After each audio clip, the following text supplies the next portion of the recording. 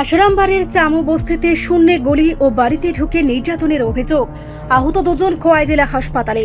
চরম উত্তেজনা এলাকায়। আশরামবাড়ির অন্তর্গত চামু বস্তিতে সন্ধ্যায় শূন্যে গুলি চালানো ও বাড়িতে ঢুকে মারধরের অভিযোগকে কেন্দ্র করে ব্যাপক চাঞ্চল্য ও উত্তেজনা ছড়িয়েছে। অভিযোগ করেছে দায়িত্বপ্রাপ্ত সীমান্ত সুরক্ষা বাহিনীর একদল সদস্য বাইক নিয়ে এসে প্রথমে শূন্যে গুলি চালায় এবং পরে বাড়িতে প্রবেশ করে নির্যাতন চালায়। ঘটনার বিবরণে জানা যায়, দুপুরে কোনো এক অভিযোগের ভিত্তিতে চামু বস্তির বাসিন্দা সুশঙ্কর দেবকে আহত করা হয় বলে অভিযোগ। পরে তিনি চিকিৎসার জন্য খোয়াই জেলা হাসপাতালে যান। সেই সময় তার কাছে ফোন আসে, বাড়ির সামনে বাহিনীর সদস্যরা শূন্যে গুলি চালিয়ে বাড়িতে ঢুকছে। গুলির শব্দ পেয়ে তার মা নমিতা দেব বাইরে এলে টর্চ কেড়ে নিয়ে তার মাথায় আঘাত করা হয় বলে অভিযোগ। এছাড়াও অভিযোগ, কোনো মহিলা বাহিনীর সদস্য ছাড়াই দা দিয়ে দরজা ভেঙে ঘরে ঢুকে বিছানায় শুয়ে থাকা ভাতিজিকে টেনে মাটিতে ফেলে দেওয়া হয়। 7 মাসের অন্তঃসত্ত্বা বৌদিকে ধাক্কা মেরে ফেলে দেওয়ারও অভিযোগ রয়েছে। গোটা ঘটনায় দুজন আহত হয়ে হাসপাতালে চিকিৎসাধীন। গ্রামবাসীদের দাবি, ঘটনার নিরপেক্ষ ও সুষ্ঠু তদন্ত হোক। বিষয়টি নিয়ে সীমান্তরক্ষী বাহিনীর প্রতিক্রিয়ার অপেক্ষায় রয়েছে গোটা এলাকা। আমার বাড়িতে তো চামবস্তি আমার একটা দোকান আছে। আমি বাড়িতে আলু খেতে কাম করতে আসলাম।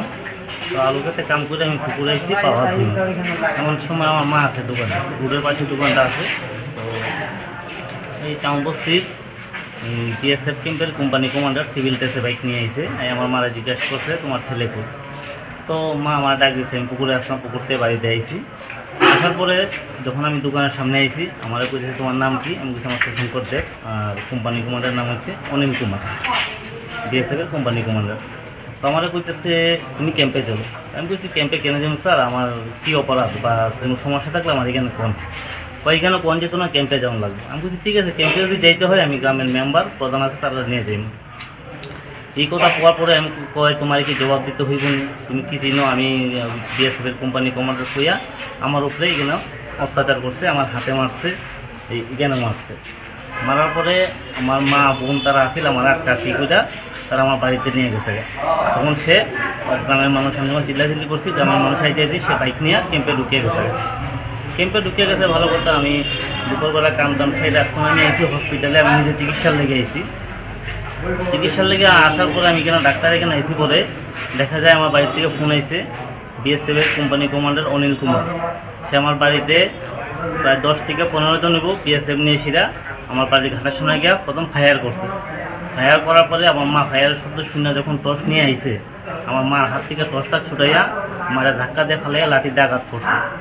আঘাত করার পরে আমার ঘরে গেছে। ঘরে আমার মা, ভাই আছে, বৌদি আছে, ছোট একটা ভাতিজিও আছে। বৌদি কি তো প্রেগনেন্ট? বৌদি প্রেগনেন্ট আছে, 7 মাসের প্রেগনেন্ট আছে। তারা কি কোনো লেডিস মানে বিএসএফ নিয়ে গেছিল? কোনো লেডিস বিএসএফ নিয়ে গেছেন, সব ছেলে। এখন আপনারা কি চাইতেছেন? মানে ঘরে গিয়ে কি হামলা করছে? ঘরে গিয়ে সেটা আমার ঘরের দরজার মধ্যে দাউ দিয়ে আঘাত করছে। দাউ দিয়ে আঘাত করে 2-2টা দরজা ভাঙছে। ভাঙার পরে আমার ভাতিজি বিছানাতে শুয়ে রয়েছিল। ভাতিজিরে টাইনা ফেলাই দিয়েছে মাটিতে। আমার বৌদিরে প্রেগনেন্ট আছে, বৌদিরে ধাক্কা মাঠে মাটিতে ফেলাইছে। আমার বাইরে প্রচন্ড আঘাত করছে।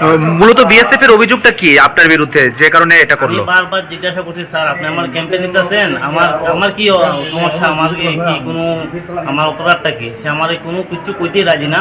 সে তোমার কি জবাব দিতে আমি পারবো না, আমি বড় অফিসার। এই কথা কই আমার উপরে অ্যাটাক করছে, আমার মারধর করছে। কে কে যারা আহত হয়েছে আপনার মা আর যে আপনার বৌদি লাগে, ওনাদের নামটা কি? আমার মার নাম হচ্ছে নমিতা দেব। বয়স কত? বয়স 60+।